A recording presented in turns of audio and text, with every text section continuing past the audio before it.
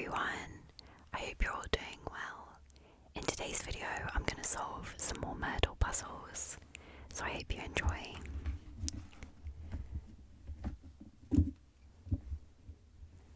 So number 14, a very proper murder. Next, Logico read a book set in Victorian London, the capital of the whodunit. It was obviously based on heavy research, but the dame played all the hits. Bloody letters, a shoe print in the snow, and the murder of the richest man in town, thousand-hair Lord Lavender. So the suspects are Baron Maroon, an incredibly haughty man who holds a grudge. Nobody wants to offend the Baron, at least nobody who's still alive. 6'2", right-handed, hazel eyes and red hair. Then we have Earl Grey. He comes from a shorter but still long line of Earl Greys, and this Earl Grey does sign autographs, but he charges for the tea bags. And he's 5'9", right-handed, light brown eyes and white hair. And then we have Viscount Eminence. The oldest man you have ever seen. It said that he outlived all of his sons and was born before his father. 5'2", left-handed, grey eyes and dark brown hair. So our locations are the Investigation Institute indoors, a recently founded organisation that investigates spiritualism and other related phenomena. A potentially haunted mansion indoors. People keep seeing ghosts here, especially around the furnace in the basement. And a coffee house, also indoors, where you can drink coffee and discuss the latest ghostly happenings.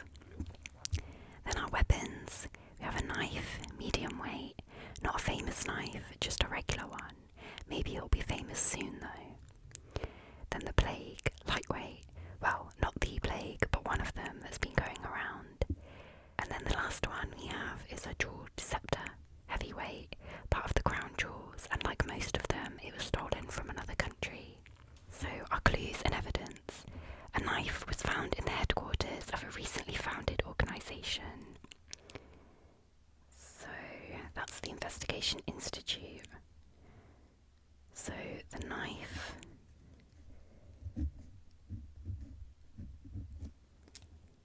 was at the Institute. Viscount Eminence hated ghosts, so he had not been anywhere near the potentially haunted mansion. So he was not at the haunted mansion. Baron Maroon's love affair with the person who brought the plague was the biggest subplot, so Baron Maroon didn't bring the plague. Fingerprints on the jeweled scepter proved it was held by a left-handed suspect. So that's Viscount, so he has the scepter, which means Earl Grey brought the plague. So the Baron must have brought the knife.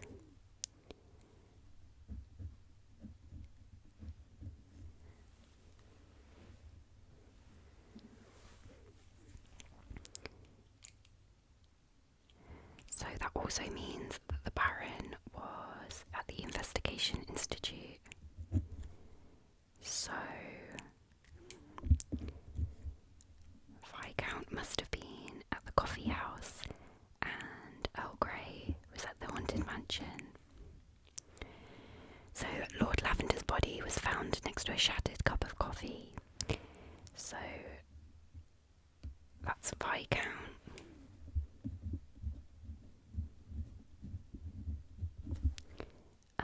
With the, what did he have? Oh, the scepter. As always, you can have to excuse my handwriting if you can even see that. At the coffee house. Okay. This is number 14.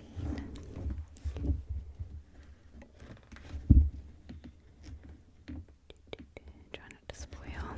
Okay. It was Viscount Eminence with a jeweled scepter in a coffee house. Logico declared this out loud about 2 sentences after it was revealed in the book. The dame had finally bested him. At first he was frustrated, but as her fictional detective explained all the clues, Logico found himself in awe. Okay.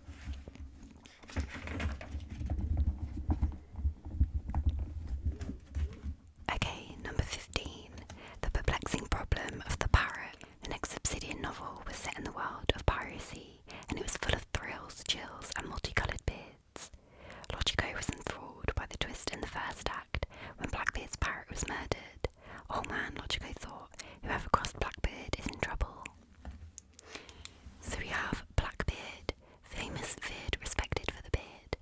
7 foot, right-handed, black eyes, black hair. Jesus, he's tall. Then we have Bluebeard, actually a French wife murderer and not a pirate at all. 6'6", left-handed, blue eyes and blue hair. And then No Beard. His name used to be Redbeard, but then he shaved. A part-time pirate. 5'9", right-handed, green eyes and red hair. So for the locations, we have the Great Whirlpool, outdoors. Apparently there's a big hole in the ocean and all the water's draining out. Then we have the Pirate Cove, outdoors, where all the pirates go to drink and plan where to bury their treasure, maybe by those ancient ruins. And then the pirate ship, which is outdoors. Yo ho ho, a pirate's life for me, and also inevitably a pirate's death. Then for the weapons, we have a cannon, heavyweight, usually used to kill more than one person or parrot, but exceptions can be made. A scimitar, I've never heard of one of these. Medium weight, technically it's just a bent sword, but if you call it a scimitar, it sounds cool. Scimitar, I have no idea. A fake treasure map, lightweight. This map leads someone straight into a booby-trapped pit. So for the clues and evidence, either Bluebeard brought a scimitar or a fake treasure map was in the pirate ship. Okay, I'll come back to that one at the end, because these might eliminate one of those. So the second tallest suspect was seen in the place where a pirate lives and dies. So second tallest is Bluebeard, and that's the pirate ship. So Bluebird was at the pirate ship. Okay. The fake treasure map was spinning around in giant circles out in the ocean, dissolving in the salt water. So the fake treasure map was at the Whirlpool. So that means for this one, Bluebeard brought the scimitar, because only one of these statements can be true.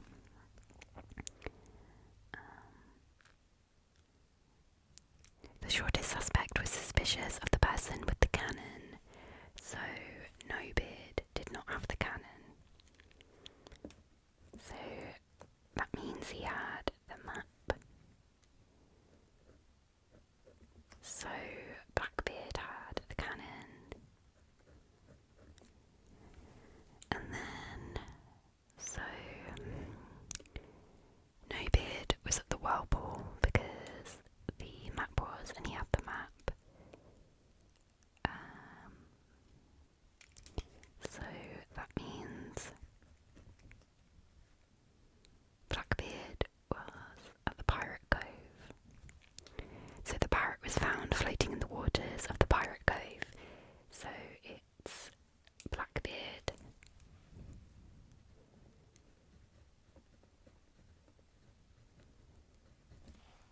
God.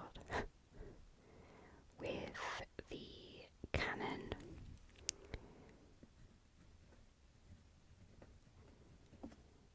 At the Pirate Cove.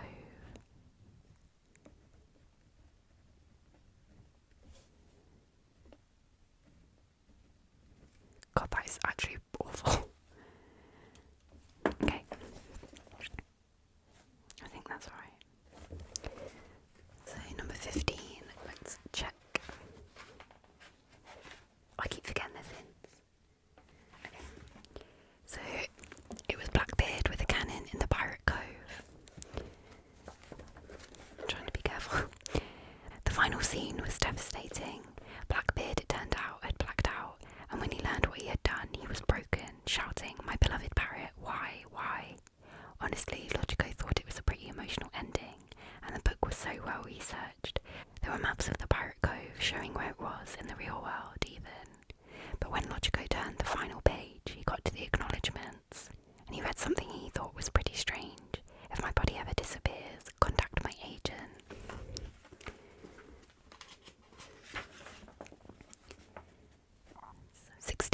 15% of murder.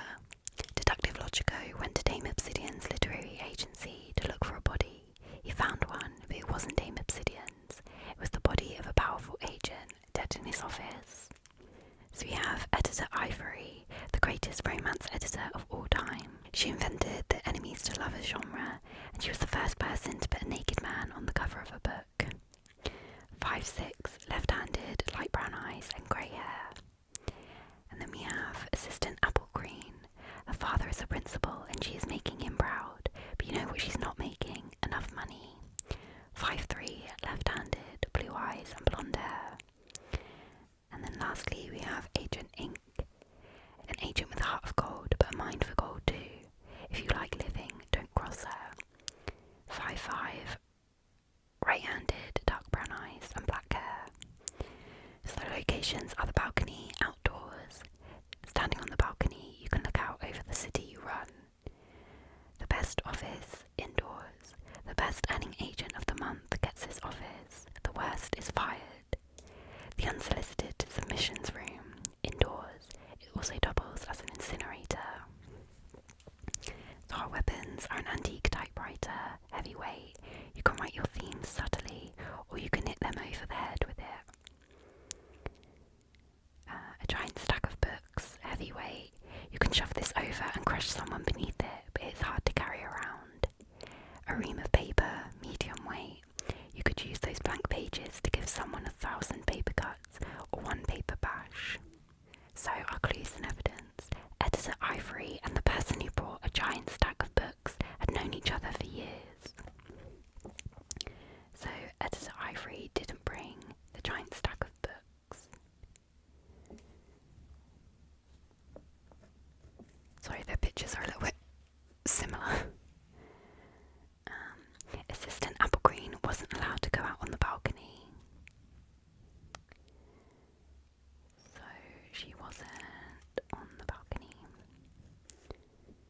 I mean, that doesn't really mean anything realistically, because if she's murdering someone, just because she's not allowed on the balcony doesn't mean she's not going to be on there. Okay, I'll solve this one in a second.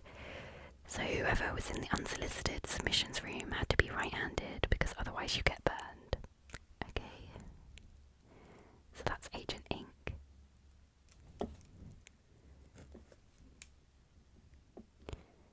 So that means Assistant Apple Green was in the best office, so Editor Ivory was in the balcony. Okay. So Logico received a clue from the detective club written in their signature code.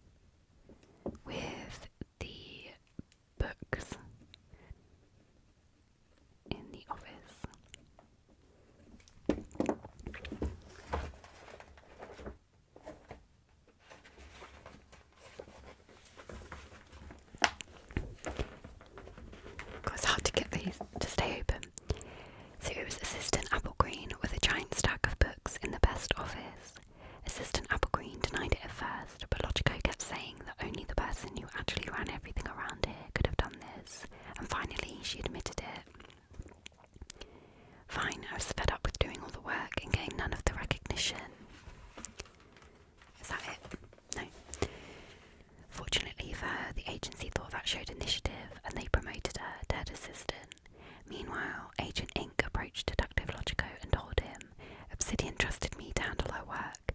Have you considered publishing your case files?" So she was promoted for murder.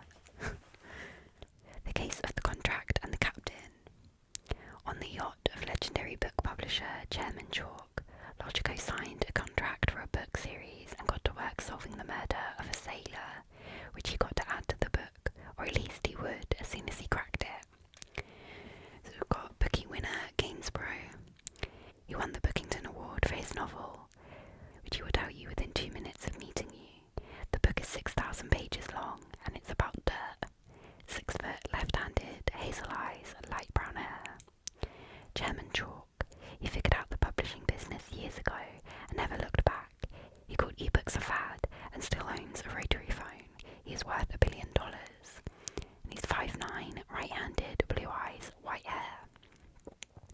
And then we have Agent Ink, an agent with a heart of gold, but a mind for gold too. If you like living, don't cross her. 5'5", right-handed, dark brown eyes, black hair. So our locations are the deck, which is outdoors. Look out over the ocean, but not too far, or someone might push you. The engine room, which is indoors. This is a green yacht. It's powered by a nuclear reactor. When the uranium rods are spent, just toss them into the ocean. And the dining hall, which is also indoors. They've hired an award-winning chef for cheap because he's banned from working on land. And then our weapons, an antique anchor, heavyweight. It's covered in moss and the chain is rusty. It looks awesome. A golden pen, lightweight, for signing contracts and stabbing competitors. Even the ink is gold. And a baby shark, medium weight. Just throw and go. Toss it at your enemies and watch those baby teeth go. I've got some of the ink left over. Right.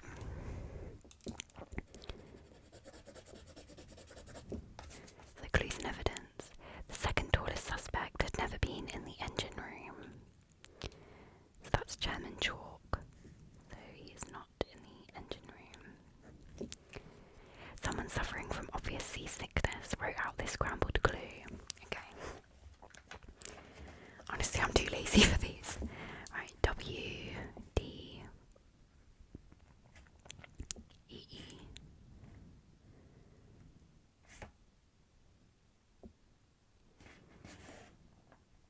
Well, that doesn't make sense. O. Oh, I'm done. So whoever was on the deck was left-handed. Okay.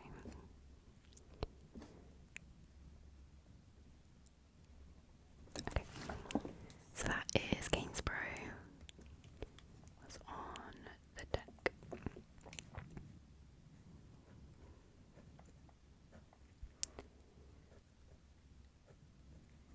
So Agent Ink was at the engine room and Chairman Chalk is in the dining hall. Okay. Bookie winner Gainsborough was jealous of the person with the golden pen. Why didn't I bring a golden pen? He wondered. So he doesn't have the pen. The yacht had a strict no anchors in the dining hall policy and nobody would have violated it even to commit a murder. So the anchor was not in the dining hall. Okay. The tallest suspect didn't bring an antique anchor, so that is Ricky. A bookie, sorry. And then, so he brought the shark. A tiny sharp tooth was biting into the sailor's body. So it was Gainsborough with the shark and on the deck. Okay, is he just carrying a shark around with him?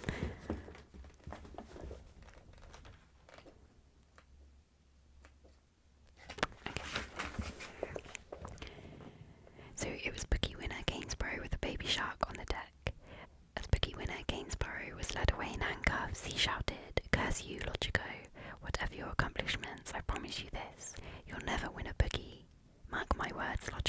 I'll never win a bookie. Okay, number 18. Throw the bookie winning book at them. That year, at the 138th Annual Bookington Awards, Deductive Logico was nominated for one of the most prestigious awards, Best Debut Murder Mystery Puzzle Book, based on a true story. Unfortunately, right after the winner was announced, the president of the Bookington Society was killed. But who done it and who won the bookie? So we have Philosopher Bone, a dashing dark philosopher who pioneered the ethical theory that he is not responsible for his actions, but he should be paid for them. 5'1", right-handed, light brown eyes, and bald. Then we have Deductive Logico. He was finally there for the actual murder, which means he's a suspect. 6 foot, right-handed, dark brown eyes, and black hair. And then we have Silverton the Legend, an acclaimed actor of the Golden Age, now in his golden years. 6'4", right-handed, blue eyes, and silver hair. And the locations are the stage, indoors, where you accept your award at the lectern to the deafening applause of dozens of clapping hands. A nominee table, indoors. Several of the nominees are seated together for the sake of drama. Backstage, indoors. Interns and assistants struggle with the ropes, levers, and control boards. Okay, and the weapons, a boogie, medium weight. The diminutive nickname of the most prestigious award in publishing, the fake gold is flaking off. A heavy book, heavyweight. Gainsborough's 6,000-page dirt book. A fountain pen, lightweight. With this, you can sign checks or stab necks. Unfortunately, it leaks ink. Philosopher Bone hated the person who won the bookie. So Philosopher Bone didn't have the bookie. A frantic fan gave Deductive Logico a piece of paper she had scored a scrambled note on. Or clue on, sorry. So, Silverton the Legend saw something of the... I have no idea what that means. Why is that unscrambled? Okay, I'm going to leave that for a second because I think I'm being dumb. Whoever sat at the nominee table had a medium weight weapon. Okay, so the bookie was at the nominee table.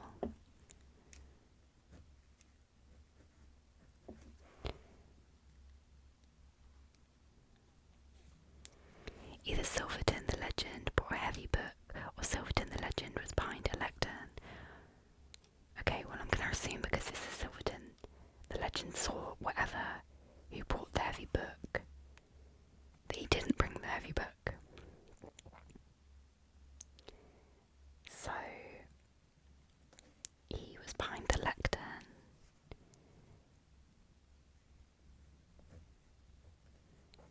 God, I hope this is right. Okay, the victim's body was found slumped over a control board, so that was backstage. Okay, so if the bookie was at the nominee table, then Philosopher Bone wasn't there, so he was backstage, and Deductive Logico was at the nominee table. So Deductive Logico had the bookie. So I think it's Philosopher Bone backstage.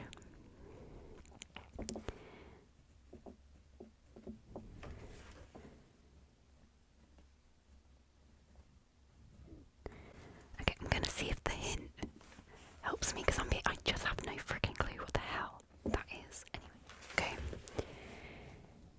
A representative made an announcement. I've just received the message. We've been asked to tell you that the letters in the words of that note are rearranged, and that Silverton the Legend brought a fountain pen. That's a strange message, but that's what it says.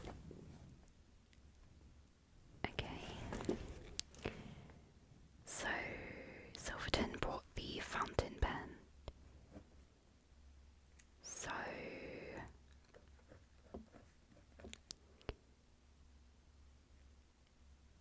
Philosopher Bone had the heavy book.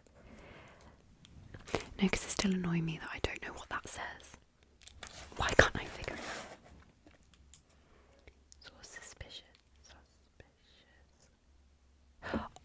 so dumb.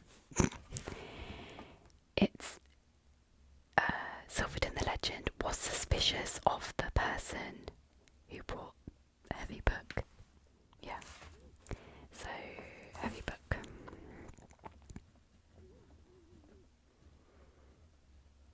It's because I just assumed that said saw, not was.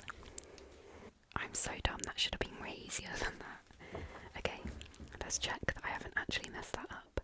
Okay, it was Philosopher Bone with a heavy book backstage. Did I say that? Yeah. Okay, but that's not important. What's important is that Detective Logico won the bookie. In fact, he was so proud he could barely hear Philosopher Bone loudly declaiming about how he could prove philosophically that he should be let go, regardless of whom I did or did not kill. Okay, this is the last one I'll do for this video. So number 19, Death on the Book Tour. Detective Logico's publisher asked him to go on a book tour to promote Murdle, but they had to cancel one of the stops because the bookstore owner had been murdered by one of their other authors. Due to ethics in publishing, they couldn't say which stop was cancelled. He had to figure it out himself.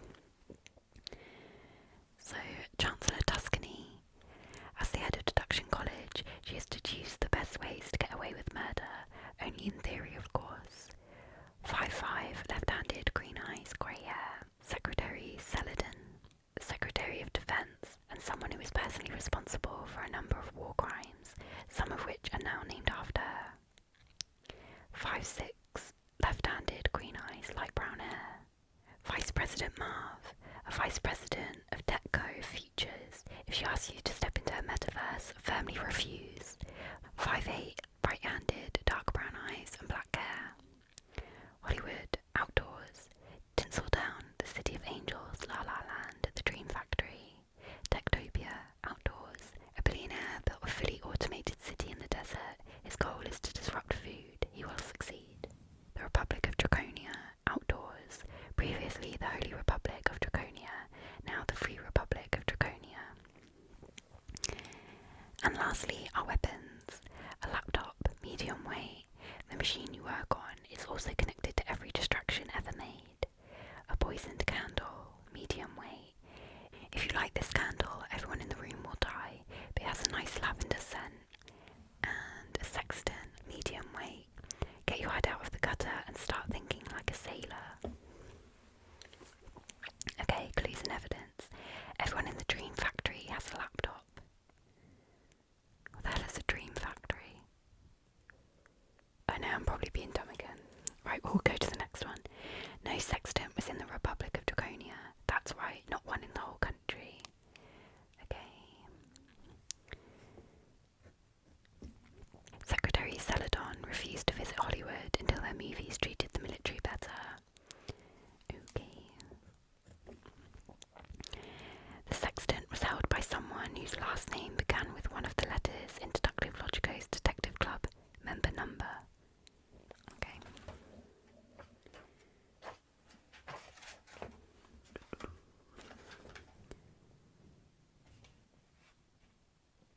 What was it? Sorry, the membership. Member number 6 KLM. Okay, so I guess Vice President Marv had the sextant, so was not there.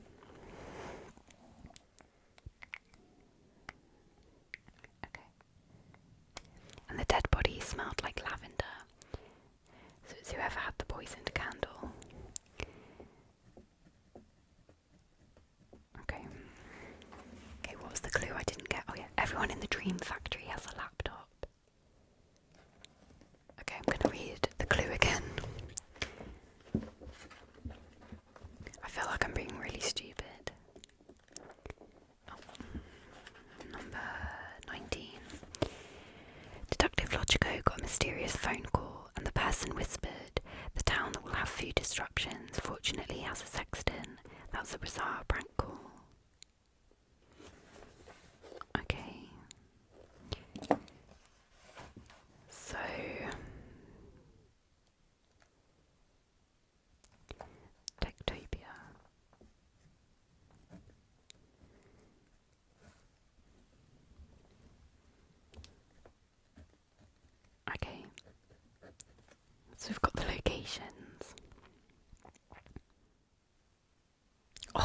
so stupid.